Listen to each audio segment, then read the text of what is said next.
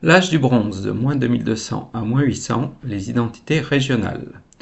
Alors l'affirmation d'individus à travers des sépultures individuelles s'amplifie avec des rituels funéraires qui affirment des identités marquées à l'âge du bronze.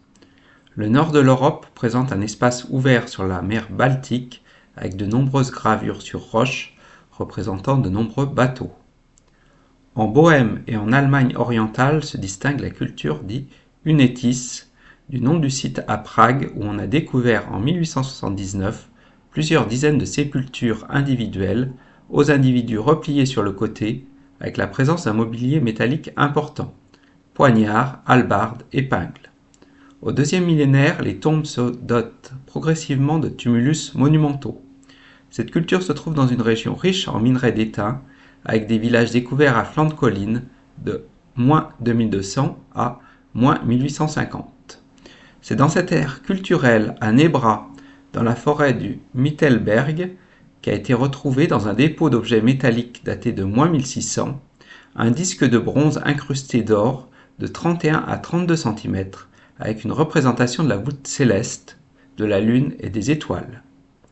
Plus au sud de l'Allemagne, aux confins de la Suisse, on observe la culture de Straubing-Singen à Löbingen, à l'intérieur d'un tertre de 35 mètres de diamètre et haut de 8 mètres, avec une chambre funéraire en forme de maison, au toit à double pente. On a trouvé un couple dans une position atypique, un homme mûr allongé sur le dos et une jeune femme qui repose perpendiculairement sur lui auprès de pièces de parure en or. En Bretagne, dans le sud-ouest anglais, en Irlande se constitue un pôle dynamique. On observe la continuité d'une communauté atlantique qui s'inscrit dans le mégalithisme et ses prolongements. C'est à cette période, autour de -2200 à -1600, qu'on observe la dernière phase de construction de Stonehenge. Dans les îles britanniques se développe la culture du Wessex, variante architecturale des tumulus, avec une grande homogénéité des dépôts, des poignards en alliage cuivreux et d'étonnants objets en or, des colliers de feuilles d'or martelées appelés lunules, en forme de croissant de lune, ainsi que des colliers de perles noires en jet, en Écosse en particulier. L'étain fait la richesse des régions de Bretagne. On y trouve des tombes imposantes, qu'on appelle tombes de série A, sous des tumulus parfois très importants, très riches en mobilier métallique, composé de poignards, vaisselles et de produits d'importation, d'ambre de Baltique, de flèches à pédoncules qui sont de véritables prouesses techniques. Les tombes dites de série B sont moins riches en métal, on y observe des céramiques de forme biconique à 4 anses. Au sud de l'Europe occidentale, on privilégie des inhumations plus exceptionnelles et atypiques. La culture d'El Argar, en Espagne, avec dépôt du défunt dans un grand pitos, une sorte de jarre au fond arrondi.